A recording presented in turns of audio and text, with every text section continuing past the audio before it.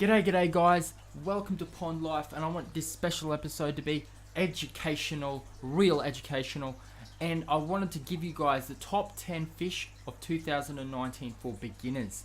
Now, this is not just a general list of the fish that I've learnt about, because I've got a huge dictionary of fish. Will be some missing in this list, but this is the fish that I've kept this year, not including the last year and the year before and the year before that and the year before that. Just this year of the top 10 fish. That's what's going to make this particular top 10 different to all the other people's top 10s, because we're going to do one each year and we're going to see which ones go down the list and which ones goes up the list and which ones get added to that list to make it more interesting. So let's get to it. Alright guys, now I'm excited about this top 10 list. This is going to be a virtual top 10 list, so we're going to have live footage for underneath our pond as we talk about the top 10 list, and we'll be putting up photos as well of the fish as we go along. So let's get into it. Number 10 is the CORYDORA. Now I love the CORYDORA. I would put it lower on the list, but because it's number 10, it has its reasons. We're going to talk about that now.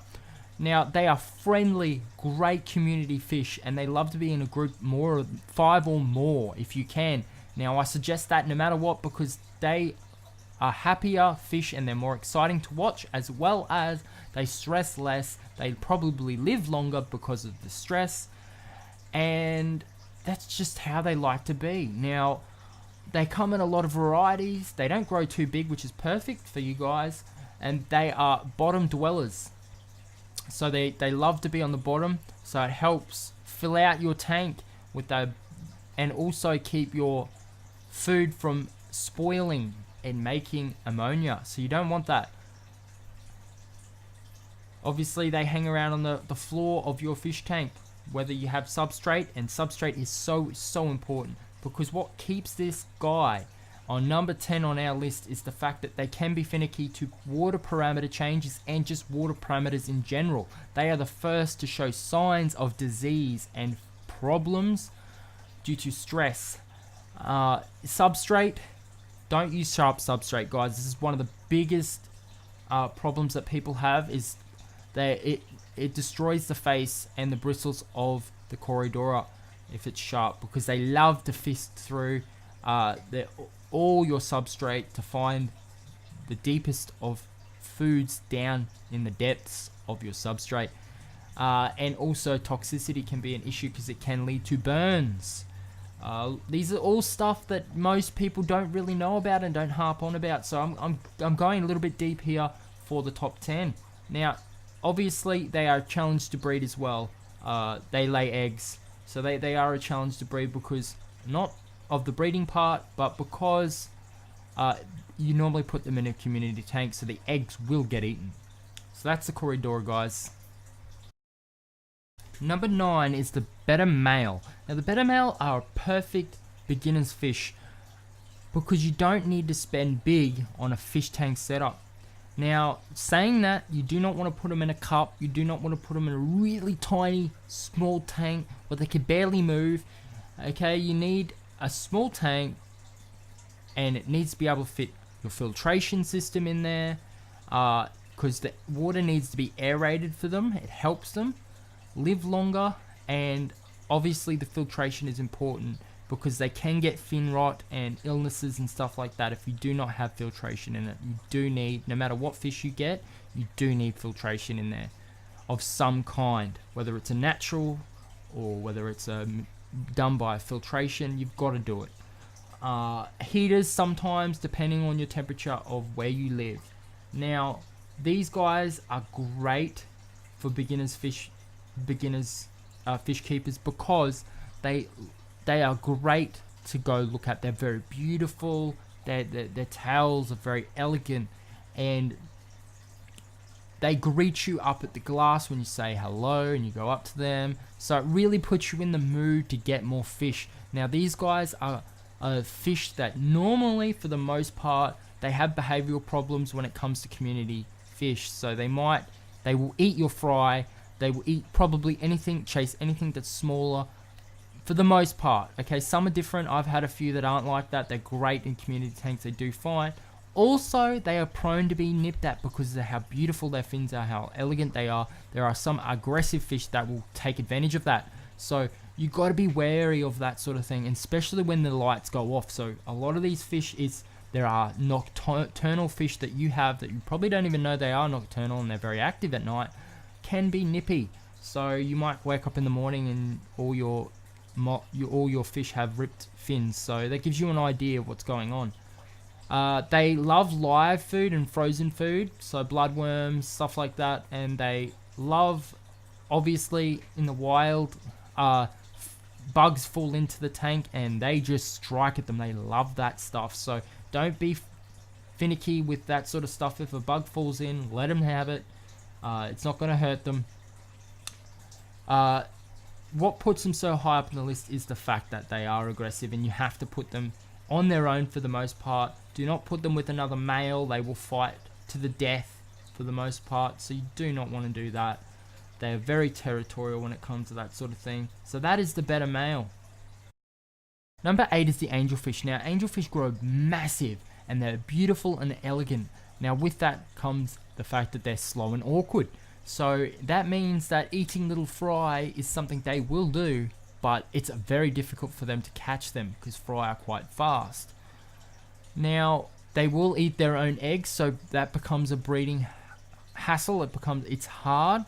Sometimes breeding goes smooth, perfectly, the way it should, and sometimes it's a challenge. Sometimes you have to remove the eggs.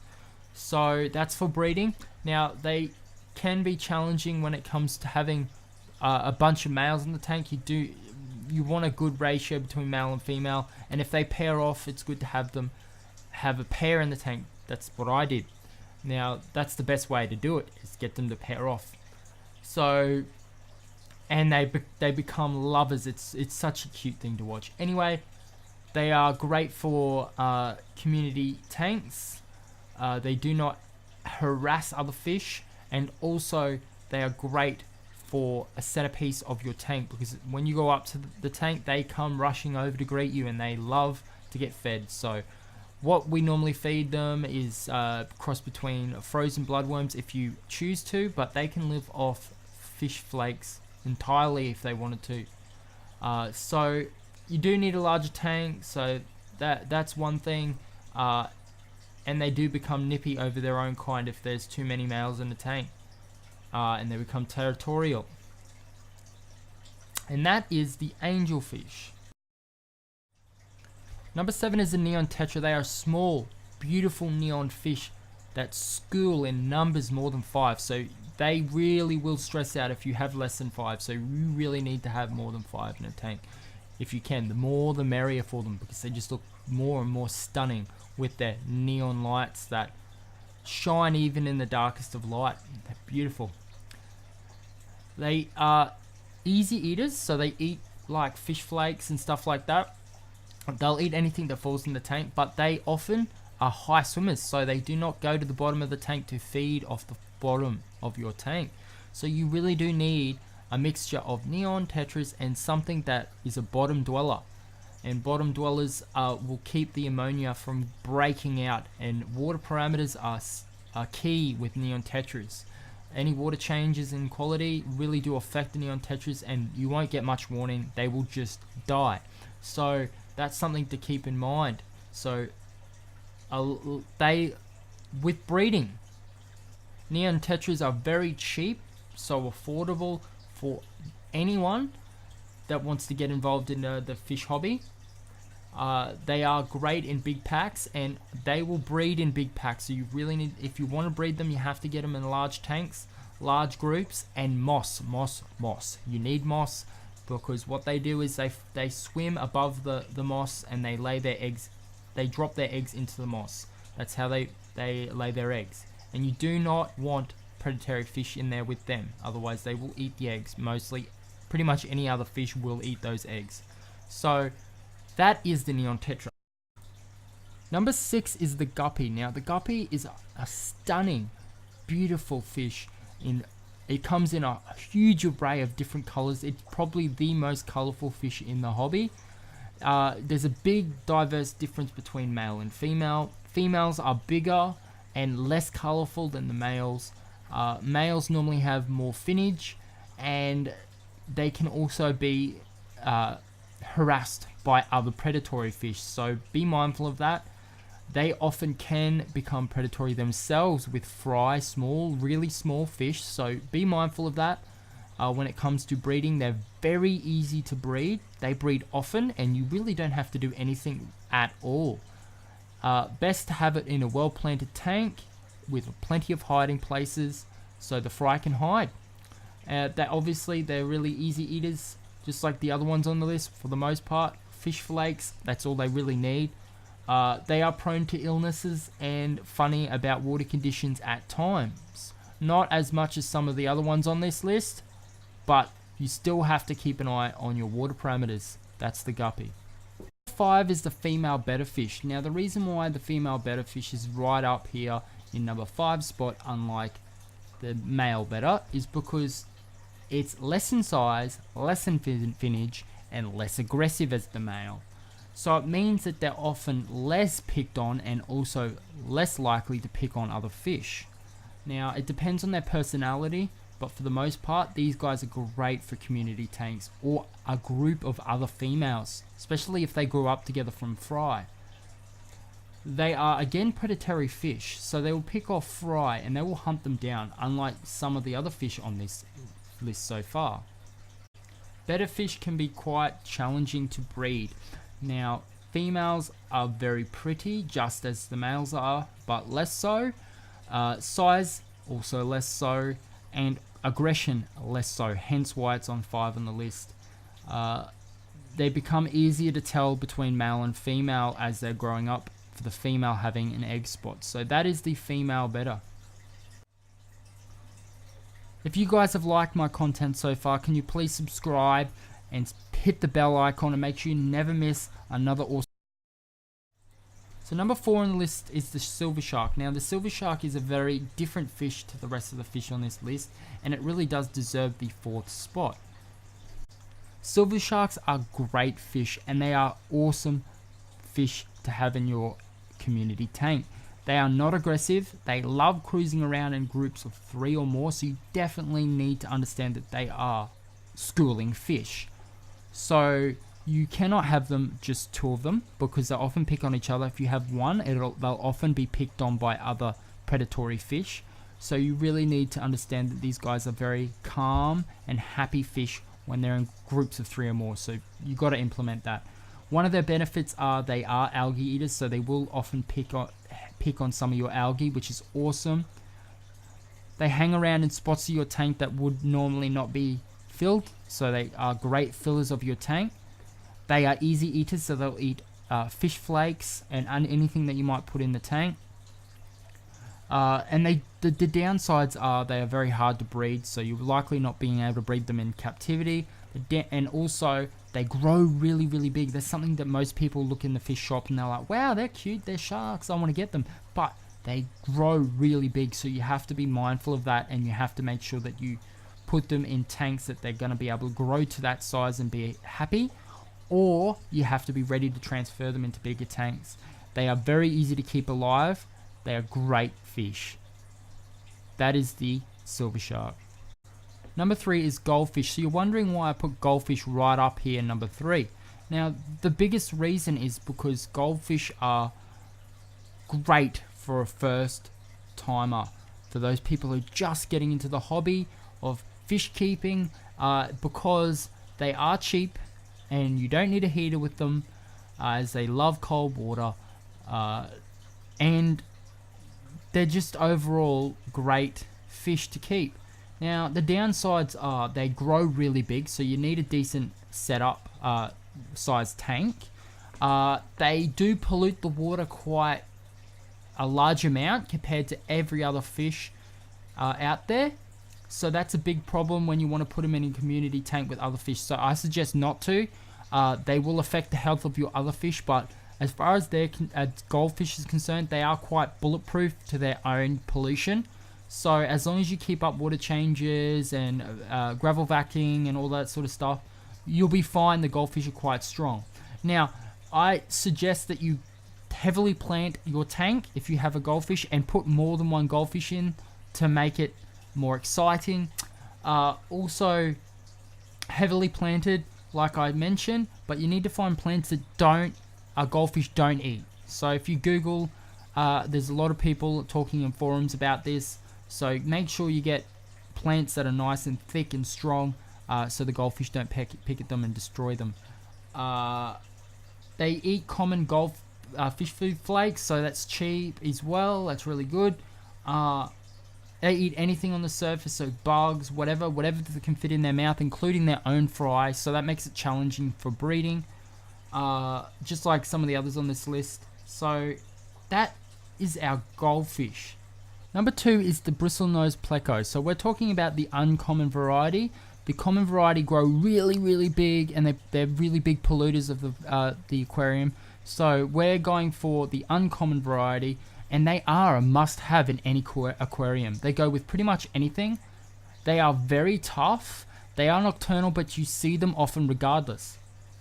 You can put them in a tank with 1 or more plecos. It doesn't really make much difference, as long as there's enough food that floats to the bottom to keep them going. They're happy. Supplement algae wafers is really, really good as well, because you can't just expect them just to eat the algae and they'll survive and they'll be right. So you really do have to mix their diet up. Even vegetables and stuff like that, they all eat them. They love caves. They can live in a huge range of conditions. They love caves. They breed in caves, and you don't have to do too much when it comes to breeding. You just put the cave in, do your water changes, and they will breed at some point. As long as you've got a mature male and female in there. Males have bristles on their nose. Also, females sometimes do, but you can tell by the softness of their noses if they're male or female as well. They are all round a great fish for a beginner fish keeper. Number 1 is Molly. Mollies are great tank mates, and they can handle the most aggressive fish. And they don't really care what fish they live with. They're quite peaceful. They are known to eat little baby fish, anything that they can catch with little to no effort. Now, mollies come in a range of colours and shapes and sizes, and some even eat algae, like the black molly, and some of them pick at that algae as well, but black mollies, the majority, are the strongest at eating algae, and algae is a big mission that people face at starting out a tank. So mollies are great for that. They're prolific breeders, so they breed like crazy, and like I said, they eat like crazy. So food, if you overfeed them, it's not a big problem because they're likely to eat everything, and it doesn't decay and give you ammonia spikes. So that's pretty big. And also, they poo, obviously, just like any other fish. So as long as you have full planted tanks and a good filter, you're not going to have any problems. And the best part is, these guys don't eat plants like goldfish do. So reason why they're number 1 as well, that's one of the biggest. They are really hardy. They can live in a wide range of conditions. So you're likely not to kill these guys unless you really, really don't like fish and you neglect them and you really aren't built to be a fish keeper. So if you are new to the hobby, these are the guys to start off with, because these guys will spike your interest into fish keeping greatly, especially the breeding part. It really is exciting to see fish come out that easy. These guys are live bearers as well, so they give birth to live fish. So these guys are great all round. I can't fault them in any area really. So definitely go out, give these guys a go if you're first to get yourself a tank, get it set up, get it cycled, and then get them in there. You'll love it. So I want to thank everyone for listening to the top 10 beginner's guide of 2019. Like I said, this list is purely from the fish that I've dealt with this year, and obviously the best fish of those for beginners. So thanks guys.